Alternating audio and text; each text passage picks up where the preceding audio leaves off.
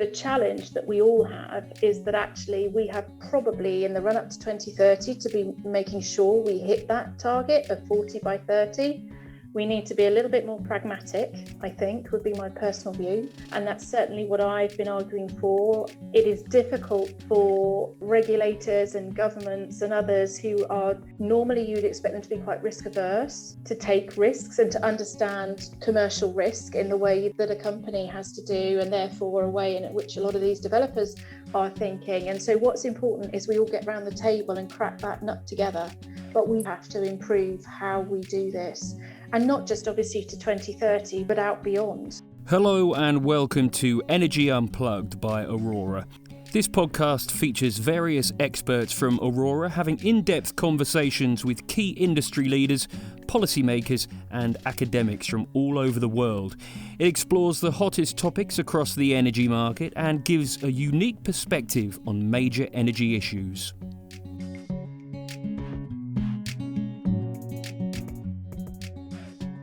Welcome to Energy Unplugged. I'm Dan Monzani, Managing Director for UK and Ireland at Aurora Energy Research. My guest today was for almost 2 decades the Chief Executive of the Energy Institute. That's the chartered professional membership body across all forms of energy, from conventional oil and gas to renewables and energy efficiency. In this role, she had a uniquely broad perspective across the energy transition, both on the changing nature of energy technologies and supporting work to improve skills, knowledge and diversity of the people leading the transition. Since May last year, she has been the Senior Vice President for Europe and Head of Country in the UK for BP, one of the world's 7 oil and gas super majors, whose stated purpose is to transform itself into an integrated energy company by diversifying into renewables, biofuels and hydrogen. My guest today is Louise Kingham. Welcome to Energy Unplugged, Louise. Thanks very much, Dan, and thank you for the invitation to be with you. My pleasure. I'd like to start, if I may, by talking about the people who will lead the energy transition, which was a major focus of your work, first at the Energy Institute, but also in your leadership role at BP. And in particular, you've been a major driver of Powerful Women since it was set up in 2014. And for those listening to the podcast who don't know about this, this is a major professional initiative across the sector, underpinned by the team at the Energy Institute, that seeks to provide help to support the growth and the leadership development of women across the energy sector. And they aim to see that come to fruition in 30% of executive board roles and 40% of management roles being filled by women by the end of this decade, by 2030. So I thought we just might start by talking a little bit about that. You've continued that into your new role, where you're now one of the 16 CEOs on the Energy Leaders Coalition. And they published a recent progress report showing that 14% of executive board roles are now occupied by women, and that almost 4/5 of the UK's top energy companies still have no women at all in those top executive seats. So I was interested, which parts of the industry do you think we are making good progress, and where do we need to do better? Thanks, Dan. Yeah, and you're right, we have made progress, but be it slower than I would like to see, but we absolutely have made progress. And I think, as opposed to sort of parts of the energy sector that are doing better than others, I'm not so sure that it's cut up like that. I think it's probably split in terms of the types of roles that people do, and as to whether those are more or less popular, and from a recruitment point of view, therefore more or less difficult to recruit to and retain the talent that we need. But I think your premise in your opening remarks about, we're on the way to net zero. So this requires all of the talent, all of the brains, as diverse as it possibly can be, which is not just about gender, but gender and balancing gender, particularly at top tables, sends an important signal, I think, to the younger talent that's coming into the industry and wants to work its way through and has ambition to be in a similar place itself as a future leader in the industry. If you look up and into those boardrooms around those top tables and you don't recognise someone that looks familiar, looks like you're not particularly inspired to want to follow in their footsteps. And I think that's the thing that's really important here. So, and you mentioned the Energy Leaders Coalition, which has done a really fantastic job so far. And again, lots to do. It's only on its 3rd report. But essentially, that is 16 of us in the UK who are running energy organisations from right across the sector. we estimate probably about 75% of the workforce. So actually, there's a big proportion of the UK workforce that's now covered by a mandate from the leaders of those organisations, BP included, to say we want to do better, we want to go faster, and we want to accelerate change.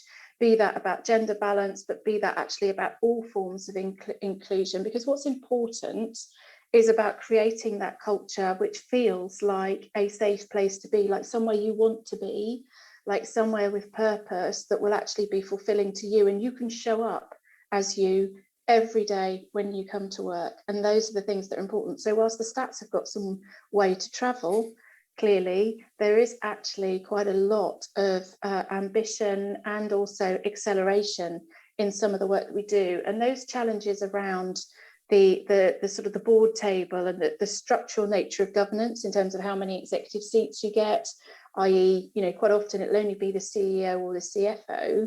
Well, actually, the reality is that if you look at the top tables amongst executive leadership teams inside these organisations and others in the sector, they are changing shape very quickly, and they look and feel quite different as a result. That's really encouraging, and it's so true what you say about you can't be what you can't see. So I suppose that begs a question about what the role for men in organisations that needs to change is. What do you think the most important things which a male ally can do to accelerate change within their own organisation?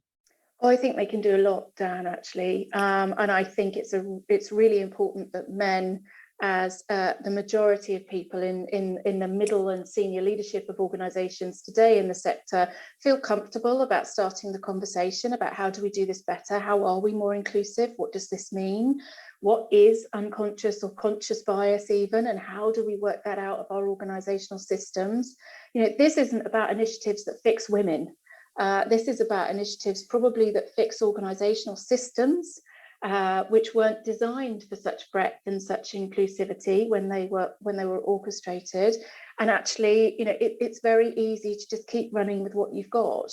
It's much more difficult to disrupt that in order to create change, which means that you start to mix things up. So it's incumbent on those of us that have immersed ourselves in this a little bit and have learnt along the way about what works and what doesn't, to share that.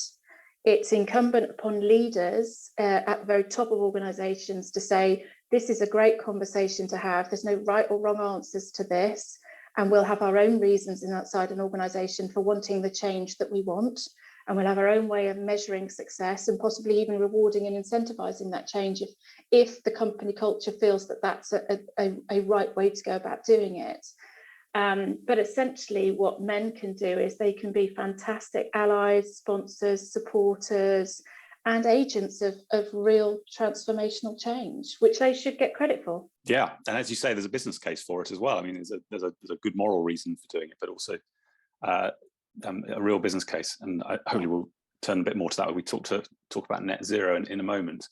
But before we do that, let's turn to BP. I think you're well settled in there now, and you've had quite a sort of shock of energy bills over the last few months. So I just wanted to touch on that. Gas bills have obviously been skyrocketing since at least sort of September, and look likely to be sustained at that level for some time, if you believe the forward markets, which will have a real impact on people's take-home disposable income.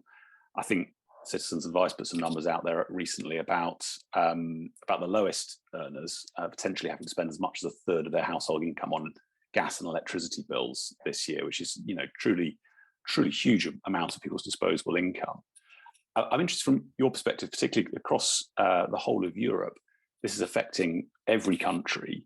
What do you think governments can or should be doing to manage this? Or are we just going to have to accept this as a global price shock and necessarily therefore higher bills? Yes, it's a really good question. And I think as I picked up my role and familiarised myself with the European brief, that was where I heard this conversation first back in the autumn and actually the early autumn before it really sort of started to bite. And as you say, that sort of look forward felt like it was starting to creep out into the future.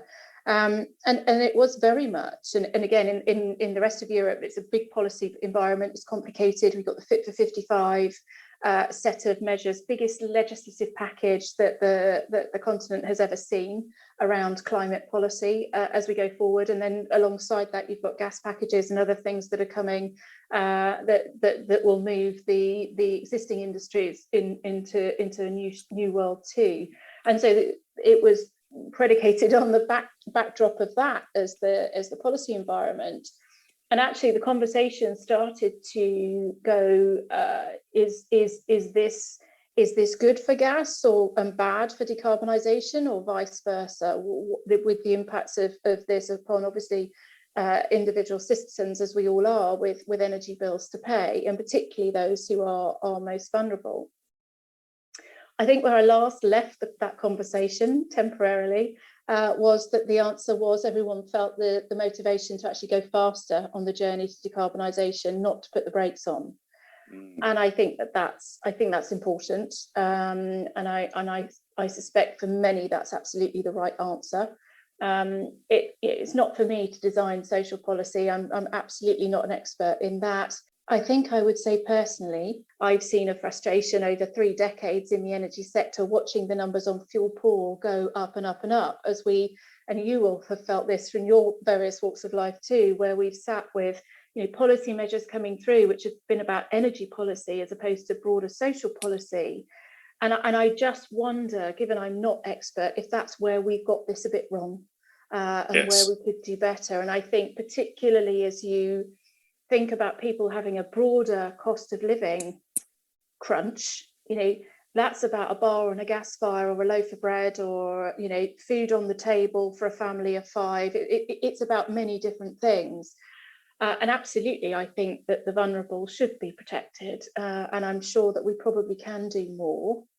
But I think that the role of companies like mine, where we're not there to design expert policy around this area, the job we've got to do is to facilitate going faster on this transition as much as we can, and be prepared to use the revenues that we make to reinvest in doing these low carbon projects, which should deliver low carbon, affordable energy for you, me, and others that want it and need it down the tracks.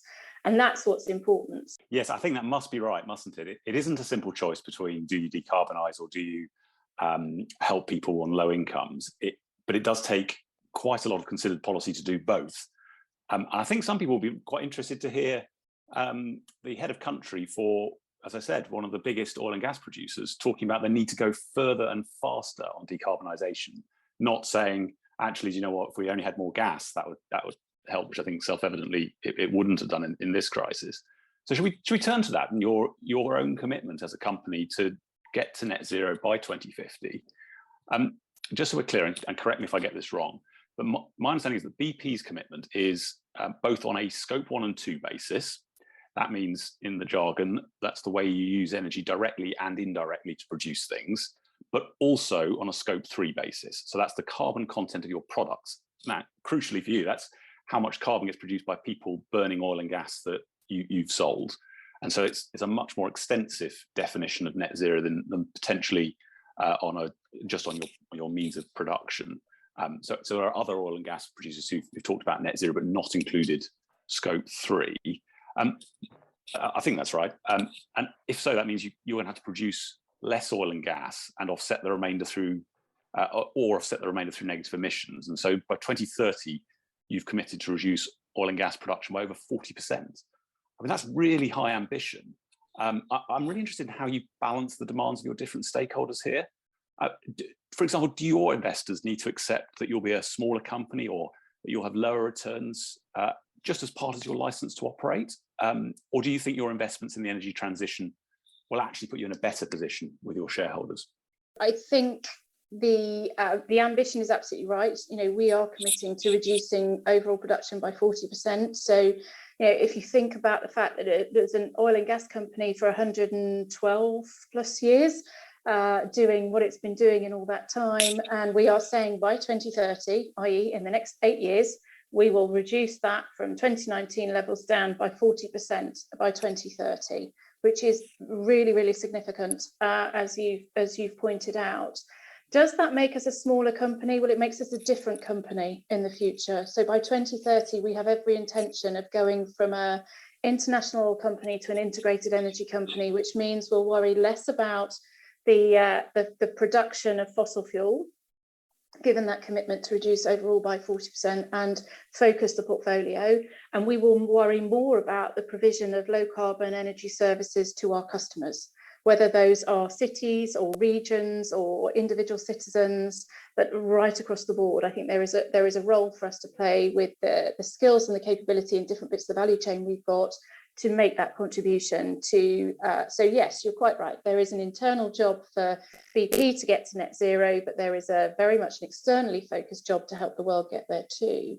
And there's no doubt that all of these initial targets we've set will evolve, they'll move over time. We will keep refreshing and revisiting those within the sustainability frame that we've got, which helps us to navigate how we're doing and make sure we're measuring and measuring the right things. But essentially there's three strands to the strategy, and one is about producing low carbon energy going forward, and we've said we will generate and create a pipeline of 50 gigawatts of renewable energy by the time we get to that next milestone date. And we've said that we will reduce the portfolio by 40% on the oil and gas side. So you can see there's the rebalancing of the effort across two strands of the portfolio. So one is about focusing to be sort of resilient hydrocarbons, cost-effective ones, no new exploration in places that we don't already operate and have license to develop and produce. So that's a significant commitment, as you said, and beyond where a number of others have gone. But we want to be in the front foot with this. We want to be leading, and we want to be leading by example wherever it's possible for us to do that. And I think sitting in the middle of those two pillars to the strategy, the third one is around what we do in what we describe as convenience and mobility. So that's what happens when you and I drive onto a forecourt, should we need to do so, and whatever it is that we're purchasing, electrons, molecules, or convenience, and the other things that we need every day in order to flourish. So I think there are those strands, and then there are enablers that we describe that run across all of that, which are the sort of capabilities, the way in which we'll go back doing this and what we can bring.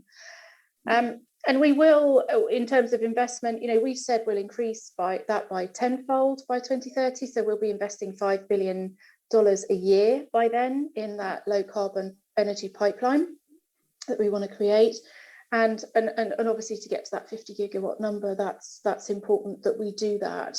So this is about rebalancing as opposed to bigger or smaller by the time we get to 2030.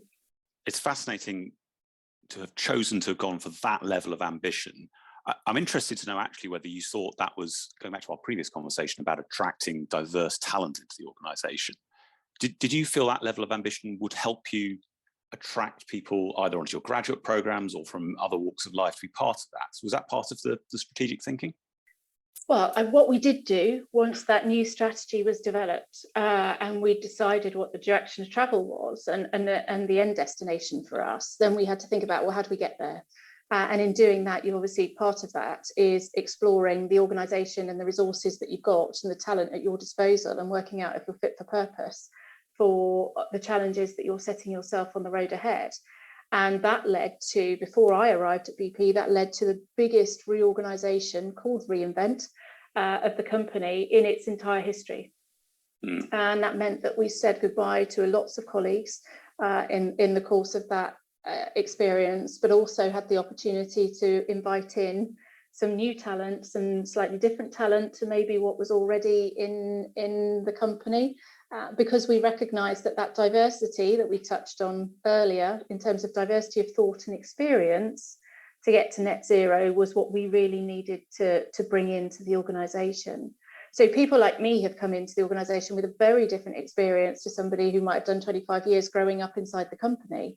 And we both just have very, very different things to bring, but we both can contribute huge value. I think the thing that's been interesting and maybe has been a pleasant surprise, having gone through the pain of such a reorganisation, which is tough, right? It's tough on people, those that go and those that stay. It's not an easy thing to do. And I think that the upside, if you like, on the other side of that, is that when you give people a sense of purpose, and I recognise this having done all that time in the not-for-profit world, just as you've done in public service, right? When you get out of bed in the morning because you're driven by the purpose that you have at work, you are incredibly motivated to give your all to something. And what I see with this new strategy and the real high level of ambition, and the fact that we are already starting to sort of log proof points on that journey, is the motivation for people to want to be part of it is fantastically high. And that's inside the organisation today, but also, I mean, we advertised very recently in the UK for 100 wind jobs and 100 hydrogen jobs, and we had 10,000 applications. So, we just need to caveat the skills conversation when we have it, because certainly the interest level and thinking about getting involved in delivering net zero is really, really high. So the job on us is have we got the right talent in the right places doing the right things? Yeah, fascinating and really pleasing to hear how many people want to get involved in those kind of roles. We should talk about some of the areas you are investing now, because I mean you're active across large parts of the sector. Some of the examples, I mean, a fairly long-standing investment in solar through Lightsource. Some really interesting successes in recent auctions for seabed leases for offshore wind, and we'll come back to that in a second. You're involved in the Northeast cluster for CCUS and looking at both blue and green hydrogen in different places. I'd like to develop that in a second, as well as I think EV charging and a number of other things. Where is it that you see BP's particular ability to add value against such a broad set of subsectors? I mean, are there bits of the transition you wouldn't invest in at the moment, or do you just think that BP's got to be everywhere? There's definitely bits we wouldn't invest in. As far as I know, to sit here talking to you today, we're not investing in nuclear power, for example. When you look at the UK plan, we are, and it's understandable that you think we might be everywhere, but because we are aligned in about 8 out of 10 elements of the UK's net zero plan, coincidentally. But I think that's because we've looked at where we can add value and where we can contribute. And that sort of 3-pillar strategy I described to you a few moments ago has these 3 sources of differentiation to it, which might explain why BP is involved in the bits it's in. So as it moves towards being this integrated energy company. So the first part of that is about where we can add value to integrated energy systems that go across value chains. So that's why we're in all of the things you mentioned, because we can see that's where we can, in effect, pardon the pun, plug and play. But that's the contribution that we can make. So by entering in all of those places, we're optimizing our capabilities alongside looking for additional value in the energy systems that we're encouraging our customers to integrate. And again, that's at the customer level, big customer level. That can be at the city level. It can be on a regional or an industrial cluster level, like you've mentioned with carbon capture and storage. And the partnering with those different entities, if you like, with the cities, with the industries, even on a country level, is another part of differentiation, where we can look at all of those things we have capabilities to do and see which combination of those plays best to the customer need. And of course, a layered over all of that is the world of which we're moving into around digital and innovation.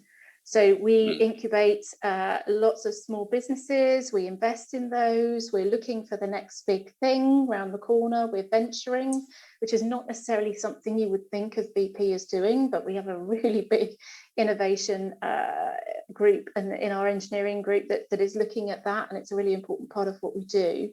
And it's all about looking for new and efficient ways to bring the customer along and engage with the customer, where technology and digitization can facilitate that and make it easier upon all of us, and also optimize the efficiency of it as well, each single time.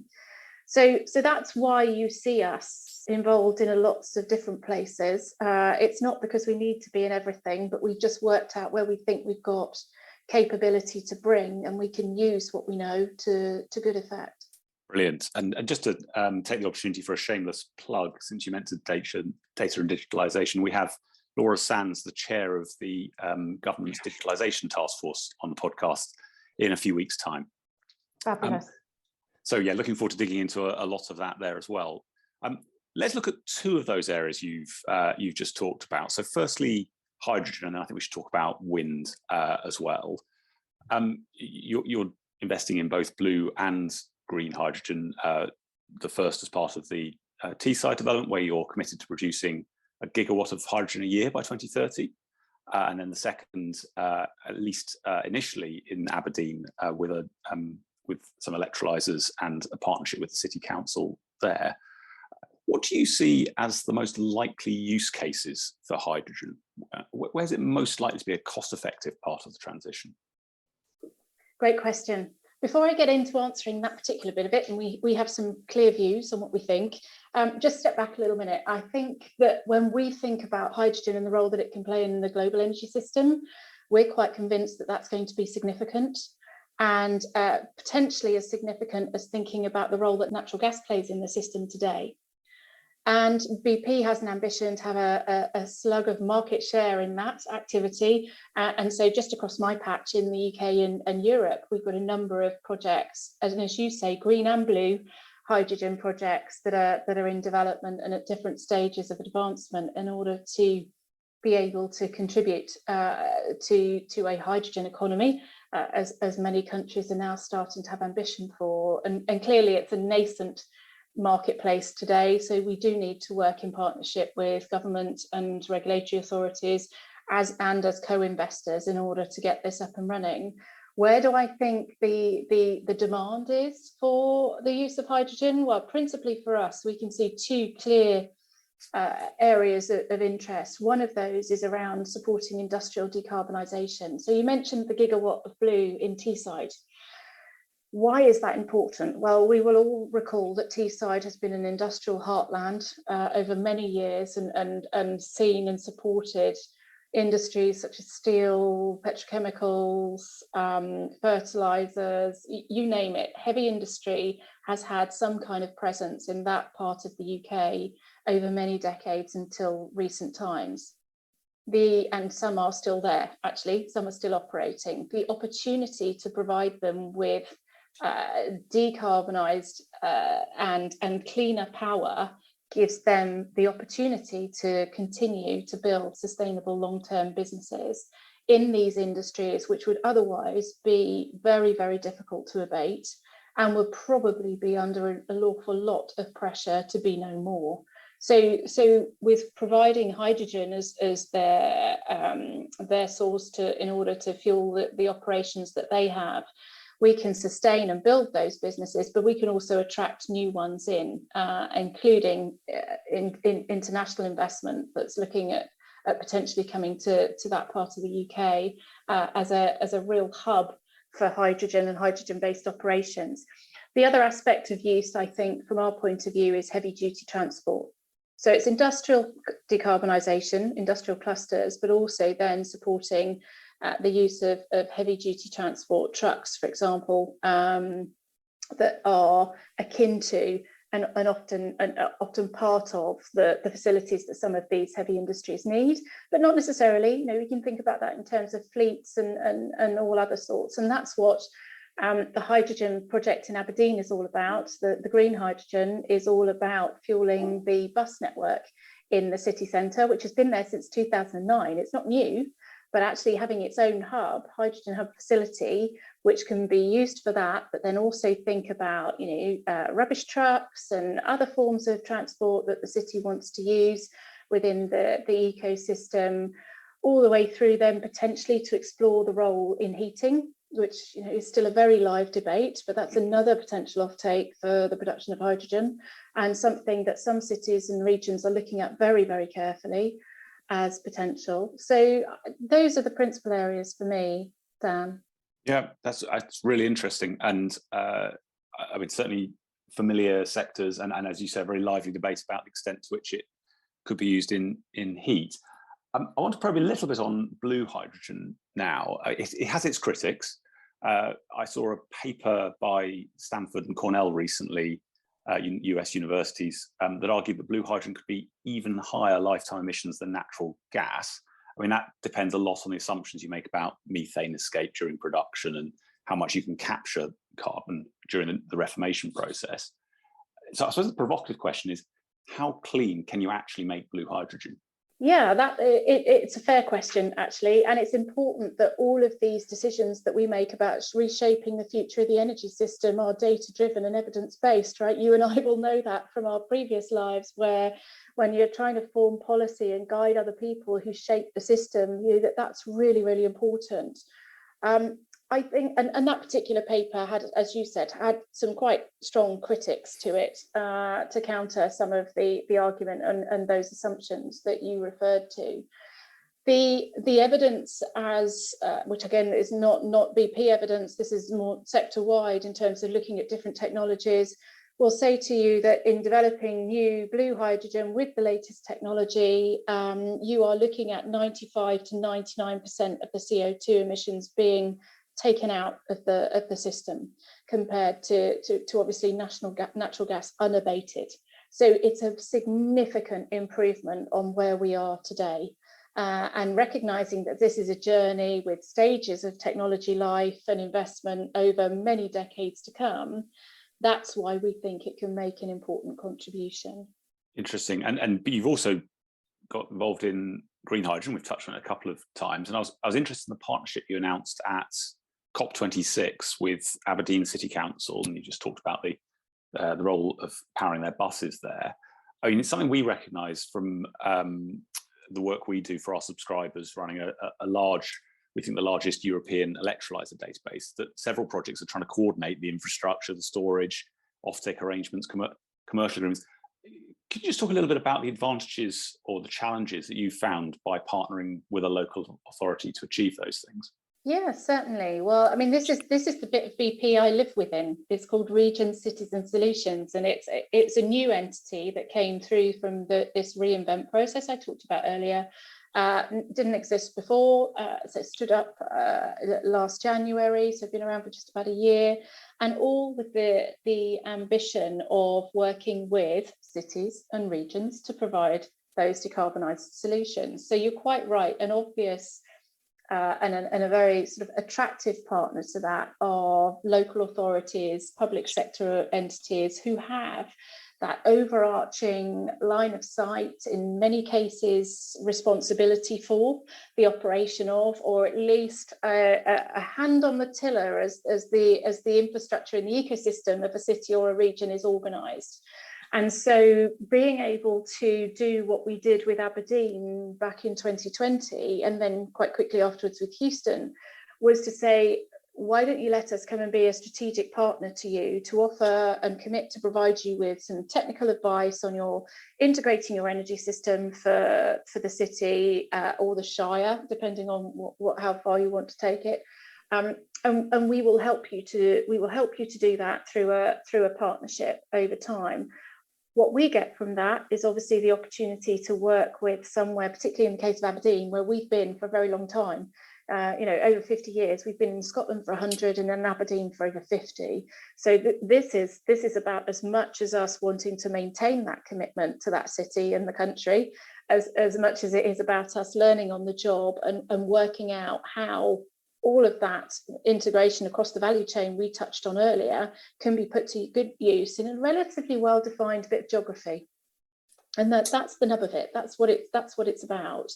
And then once these entities have decided which direction they want to go in and what they're prioritising as they move towards net zero or becoming climate positive in the case of Scotland and Aberdeen on or before 2045, they start to design their own plans and get their own commitments and funding in place and their own partnerships in place. Some of those then go through clearly public procurement processes, and we've gone through that in order to a very tough and robust process in order to be able to provide the green hydrogen hub that will fuel the buses and has the potential in future phases to do other things. But that's then a job for the city or the lead partner in the public sector to decide how they then want to go about implementing.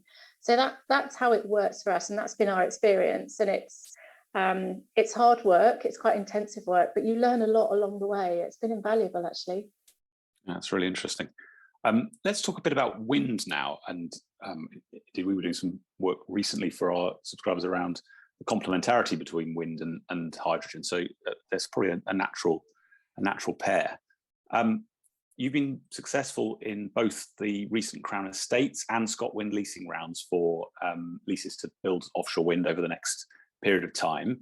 I suppose one comment that was raised at the time, not particularly about yours, but about all of the option fees, is that they've been quite expensive by historical standards.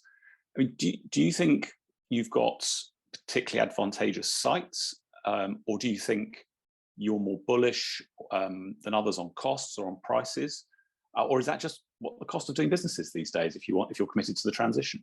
Yeah, I think there is a bit of the last one you just okay, which is probably quite right, to be honest. You know, this transition doesn't come cheap, and we are the generation of businesses in terms of the people in leadership seats at the moment who have got to drive through to find some of the answers to making it as cost effective as possible. And I think, going back to our conversation at the beginning about the citizen, that plays right through to us being members of society as well. You know, we are also the generation that is probably going to learn how to pay for this on the other side too. But if we go back to the observation about wind in particular, I mean, the leases that we have been fortunate enough to be awarded were ones that we wanted to win.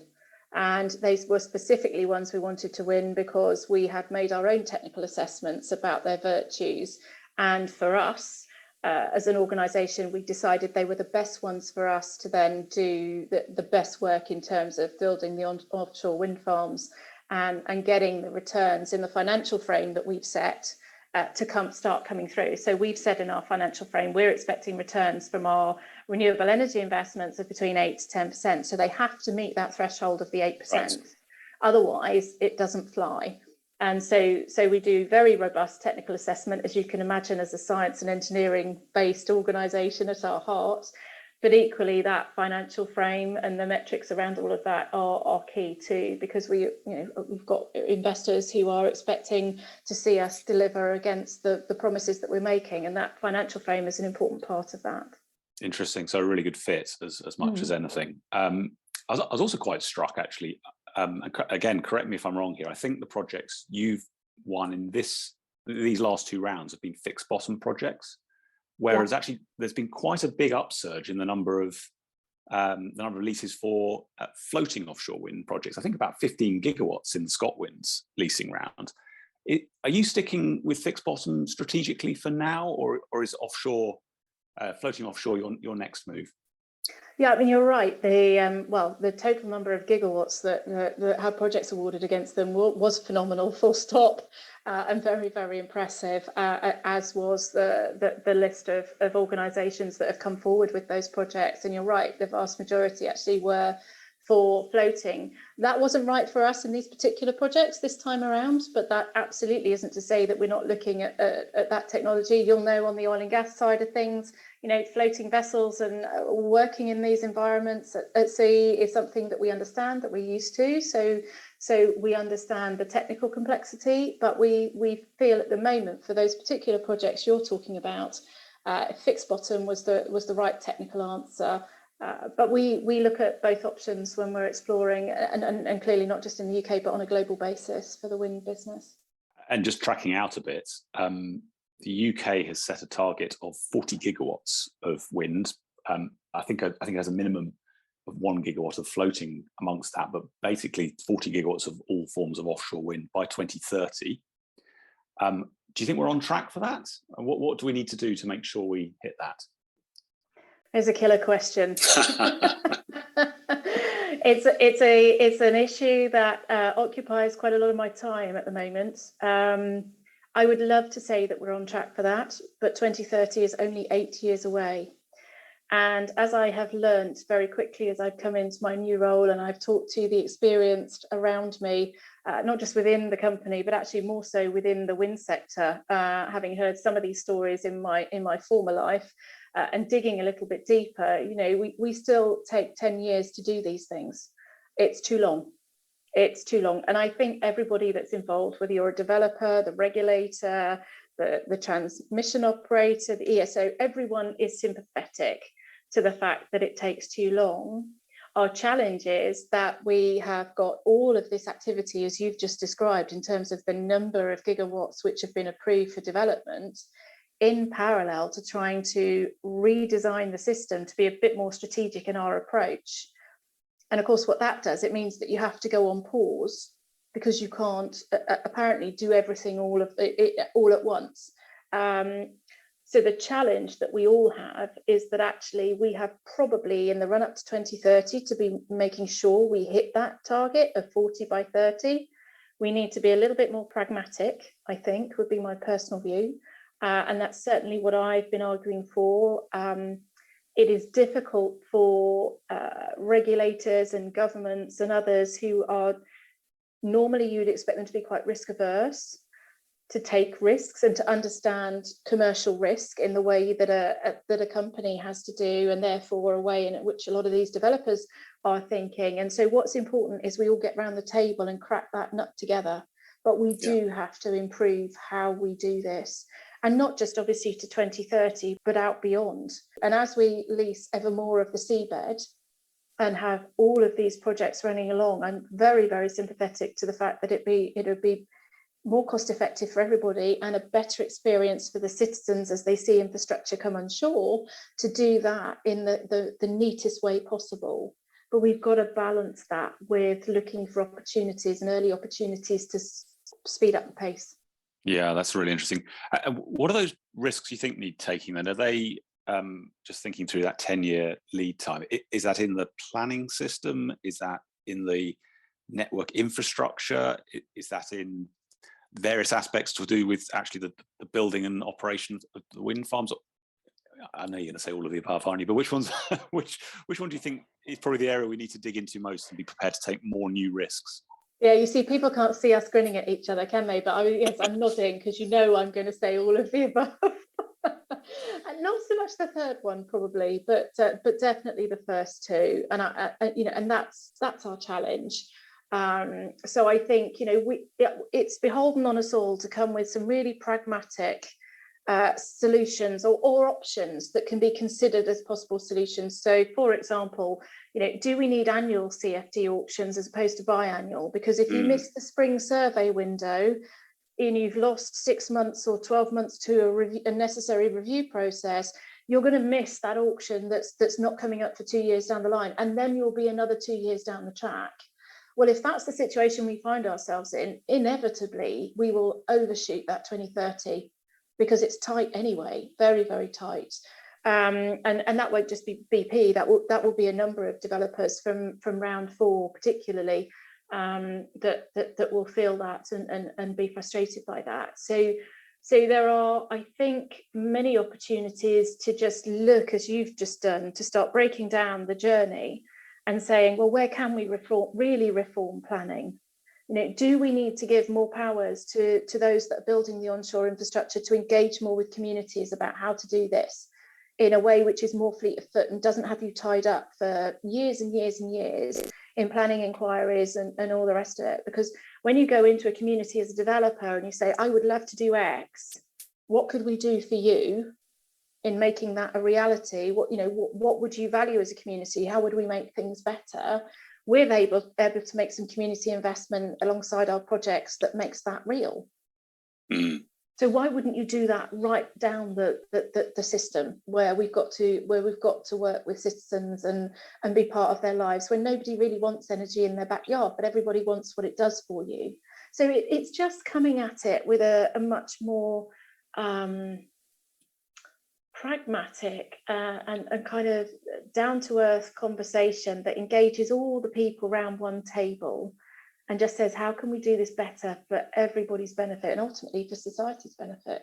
That's brilliant and fascinating, Louise. Thank you so much. We've definitely covered a lot of ground in this and talked about a lot of the areas that BP are involved in. Inevitably, not all of them actually. But thank you very much for sharing your thoughts, both on the people who'll drive this transition forward, and particularly around the work that BP are getting into around hydrogen and wind and various other sectors. It's been a real pleasure. So thank you very much for coming on Energy Unplugged. Thank you. That was Dan Monzani, Managing Director for UK and Ireland at Aurora, talking to Louise Kingham, Senior Vice President for Europe and Head of Country in the UK at BP. Do keep an eye on our podcast feed for more in-depth conversations with senior members of the energy industry. The best way to do this is to subscribe on whatever platform you use. Thanks for listening and goodbye.